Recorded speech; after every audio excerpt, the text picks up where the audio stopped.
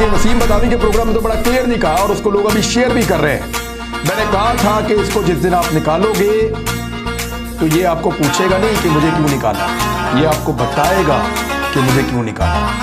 मैंने कहा था, और ये बात अब नहीं कह रहा मैं, ये मैंने बहुत पहले कही कि ये आपसे नहीं पूछेगा कि मुझे क्यों निकाला, ये आपको बताएगा कि मुझे क्यों निकाला। और फिर ये बनी गाला में चुप करके बैठ के हैप्पी बर्थडे टू यू नहीं करेगा। ये बाहर निकलेगा सड़कों पे, इसका क्राउड बाहर निकलेगा और पूरे पाकिस्तान के अंदर ये एक मुसीबत डाल देंगे। ऐसा तजुर्बा मत कीजिएगा। मैंने कहा था, समझाया था, ऑफ द रिकॉर्ड भी और ऑन द रिकॉर्ड मैं ये बात करता रहा तमाम दोस्तों कि ना करना कोई पंगा, ये गले पड़ जाएगा और ये ढोल आपसे नहीं बजाया जाएगा। और वही पेशावर का जलसा जो है उसने इस खित्ते की तारीख के इस एरिया में होने वाले तमाम जलसों का रिकॉर्ड तोड़ दिया। इतना बड़ा जलसा कभी किसी ने सोचा ही नहीं, इतना बड़ा जलसा कभी किसी ने देखा ही नहीं। कुछ हमारे सहाफी दोस्त हैं, उन्होंने तस्वीरें शेयर की कि ये पेशावर का इमरान खान का छोटा जलसा है। जब उनको क्लोज करके देखा तो फजलुर रहमान के झंडे लोगों ने पकड़े हुए थे। थोड़े दिन पहले जब पीटीएम का एक फ्लॉप जलसा हुआ था तो उसकी कुछ तस्वीरें पीटीआई वालों ने लगाई थी, उन्होंने वही तस्वीरें उठा के लगा दी कि पीटीआई का जलसा फ्लॉप हो गया है और फिटे मुंह ऐसी सहाफत के ऊपर। वहां जाकर देखें आज हुआ क्या है। मैं आपको एक मनाजिर है वो दिखाता हूं आपको और इन पे आप गौर करें। ये जलसा गाह के अकबी मनाजिर हैं, यानी जलसा सामने हो रहा है, जलसा गाह स्टेज जो बना हुआ उसकी बैक साइड पे लोग रुकावटें अबूर करके पहुंच गए कि इमरान खान जब उतर के वापस जाएगा उसको जाते हुए तो देख लेंगे कम से कम। फ्रंट पे तो जगह ही खत्म हो गई थी। जितना पंडाल रिंग रोड में वहां बनाया था, बहुत बड़ी जगह बनाई गई थी, इतनी बड़ी जगह बनाई गई थी कि माजी में किसी ने इतनी बड़ी जगह को भरने का सोचा भी नहीं था। इतनी बड़ी जगह बनाने के बावजूद वो सारी फुल हो गई। वहां तिल धरने की जगह नहीं थी, बंदे अंदर आ नहीं सकते थे। ये ड्रोन के मनाजिर अगर आप देखें तो आपको आइडिया हो जाएगा कि ऐसा लगता था कि हर तरफ सारी सर है, बंदे के ऊपर बंदा चढ़ा हुआ था। और ये है इंसानों की अदालत जो रात को लगी है। अवाम का अज़ खुद नोटिस है, उन्होंने अदालत लगाई है और अज़ खुद नोटिस पे समाअत हो रही है। अभी वो सुन रहे हैं, फिर वो फैसला सुनाएंगे, फिर वो फैसले पर अमल करवाएंगे। कहा था कि ये पंगा ना लेना। मैं कह रहा था कि इमरान खान को ऐसे मत निकालना, ये खुद चला जाएगा, शायद वापस ना आ सके। लेकिन आप इसको जब निकालेंगे, ये रिएक्टिव फोर्स है, बताया था रिएक्टिव फोर्स है, बताया था कि ये मुख्तलिफ पॉलिटिकल पार्टीज के रिएक्शन में पार्टी बनी है। इसको निकालेंगे, रिएक्शन वापस आएगा। असेसमेंट गलत हो गई, निकाला, रिएक्शन आया, सारी दुनिया देख रही है। मैं कोई जादूगर थोड़ी हूं, या कोई पीर बुजुर्ग बाबा थोड़ी हूं, या कोई फ्यूचर में थोड़ी देखता हूं। आम आदमी के समझने की बात थी कि जब आप इमरान खान के साथ ज्यादती करेंगे तो उसका फॉलोअर खड़ा हो जाएगा। ना सिर्फ उसका फॉलोअर खड़ा हो जाएगा, बल्कि आपने ज्यादती भी उस लेवल की है कि अमेरिका के साथ मिलकर काम डाल दिया। यानी आपने उस आदमी को भी खड़ा कर दिया जिसका पाकिस्तान तहरीक इंसाफ से कोई ताल्लुक नहीं था। ना सिर्फ उसका अपना वर्कर खड़ा किया, पहले ये तीन शक्लें दिखा के, फजलुर रहमान, आसिफ अली जरदारी और शहबाज शरीफ, ये तीन शक्लें दिखा के पहले उसका अपना कारकुन खड़ा कर दिया।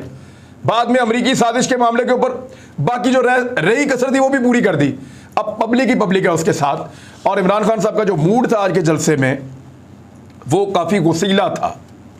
बड़े लंबे अरसे के बाद जेन्युइनली उनकी तकरीर में जज्बात थे, उनकी तकरीर में गुस्सा था। और ये चीज़ बता रही है कि इमरान खान साहब बाज आने वाले नहीं हैं। मैंने कहा था ना कि ये नहीं बाज आएगा, ये सड़कों पे आ जाएगा। उन्होंने कहा मैं हर शहर में आ रहा हूँ, हर इलाके में आ रहा हूँ, हर जगह पहुँचूंगा, आप लोग तैयारी पकड़ दें। और नई स्ट्रेटजी आप देखिए उनकी क्या है। उन्होंने कहा मैं आप कराची जा रहा हूँ जलसा करने के लिए। मैं कराची में जिस वक्त जलसा कर रहा हूँगा ना, उस वक्त पूरा पाकिस्तान सड़कों पे होना चाहिए। तो अब लगेगा तमाशा इंपोर्टेड हुकूमत का। ये जो ट्रेंड है ना, ये गले की हड्डी बन गया, निकल ही नहीं रहा। 7वां दिन शुरू हो गया आज, ट्रेंड ही नहीं खत्म हो रहा इनसे, कर ही नहीं पा रहे। हर किस्म की कोशिश करके देख ली, हर काम करके देख लिया, ये ट्रेंड सिर्फ एक सूरत खत्म होगा कि आप इंपोर्टेड हुकूमत ही खत्म कर दें, वरना ये ट्रेंड भी रहेगा और ये इंपोर्टेड हुकूमत भी चलती रहेगी। और हुकूमत जो कारनामे कर रही है वो तो आपके सामने है। जो पहला दावा किया था, जो पहली डींग मारी थी शहबाज शरीफ ने कि 10% तनख्वाहें बढ़ाई हैं, वो तो उन्होंने वापस ले लिया। घी की कीमत उन्होंने बढ़ा दी, चीनी की कीमत उन्होंने बढ़ा दी। और क्यों बढ़ाई पता आपको? इन्होंने जो पैसा दिया था ना, क्योंकि ये सारे शुगर माफिया वाले लोग हैं। जरदारी साहब का क्या कारोबार है? सब लोगों का, इनके आसपास जितने हैं, शुगर का। शरीफ खानदान का क्या कारोबार है? इनके यारों दोस्तों का सबका क्या कारोबार है? शुगर का। जहांगीर तरीन का क्या कारोबार है जो इमरान खान के खिलाफ अपना ग्रुप लेकर खड़े हैं? शुगर का। तो ये सारे शुगर माफिया के लोग हैं और शुगर मिलों के अंदर आपको पता है अरबों रुपया पड़ा हुआ होता है। तो इन्होंने वहां से पैसा निकाला और वो पैसा मुबैना तौर पे दिया उन सारे मुनरिफ अराकीन को और उनको खरीद लिया। अब जब उनको खरीद लिया तो ये पैसा भी तो वापस लेना है ना, तो ये पैसा वापस कैसे आएगा?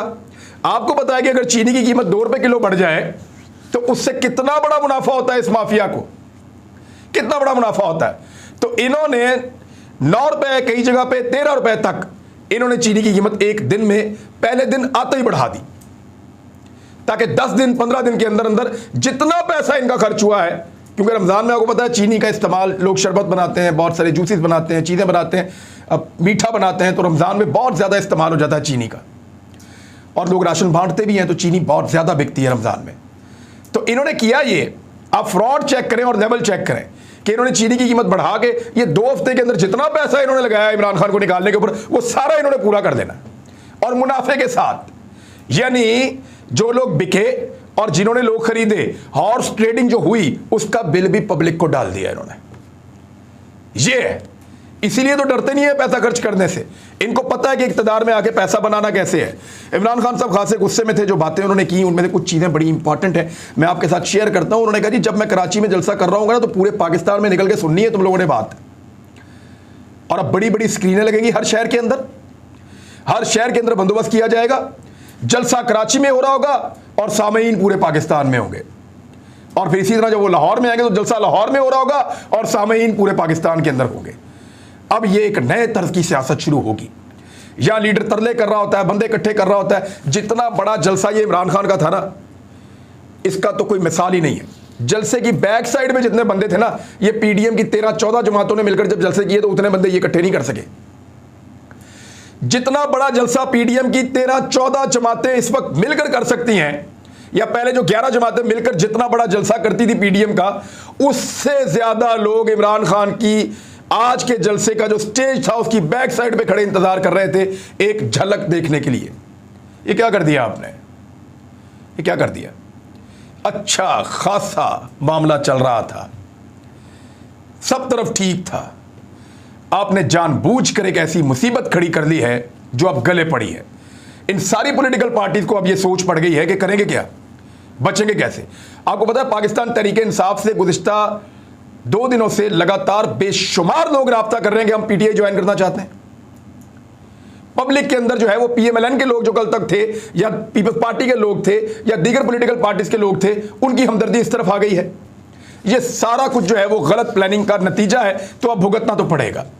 इमरान खान साहब ने शाबाश दी अली मोहम्मद खान को कि उसने अकेले ने 170 से ज़्यादा लोगों का मुकाबला किया।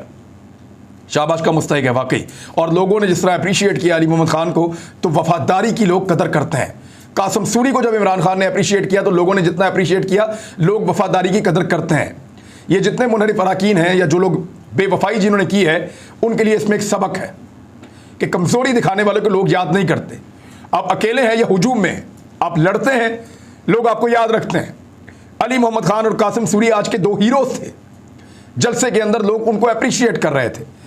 फिर इमरान खान साहब ने कहा कि मरासले के बारे में बात की, तो उन्होंने कहा कि अमरीकियों, हमें तुम्हारी माफ़ी की ज़रूरत नहीं है, तुम कौन हो जो हमें माफ़ करोगे। ये है बात। कल से अब तक शहबाज शरीफ का मुंह नहीं खुला, अमेरिकन ने धमकी लगाई है। अब तो भारत भी डू मोर कह रहा है, डूब के मर जाओ। कल तक जो अमेरिका कहता था डू मोर, वो अब भारत भी डू मोर कह रहा है, और मुंह नहीं खुल रहा पाकिस्तान के वजीर आजम का। चुप करके बैठा हुआ मीसना बन के, बोलता क्यों नहीं है? बोलो भारत के खिलाफ तो बोलो, उन्होंने हमारे नौजवानों को शहीद किया है। बोलो भारत को जवाब दो, हमारे यहाँ पे लोग कितने सारे शहीद हो गए, पाकिस्तान में जगह जगह पे लाशें पड़ी हुई थी इनकी फैलाई हुई दहशतगर्दी की वजह से। आपकी जुबान नहीं खुलती क्योंकि भारत और अमेरिका मिलकर हुक्म दे रहे हैं, तो भिखारी जो है वो वैसे ही बोल नहीं सकते। अब अमरीकियों को इमरान खान साहब ने साफ जवाब दिया, उन्होंने कहा तुम्हें ज़रूरत पड़ी हुई है और आदत पड़ी हुई है तुम्हें शरीफों और जरदारियों की, मैं ऐसा नहीं हूं। उन्होंने अपने लोगों से कहा, इमरान खान साहब ने, कि साबित करो कि तुम गुलाम नहीं हो। इन्होंने कहा कि तुम गुलाम हो, लेकिन साबित करो कि तुम गुलाम नहीं हो, और यह तुम्हें साबित करना पड़ेगा।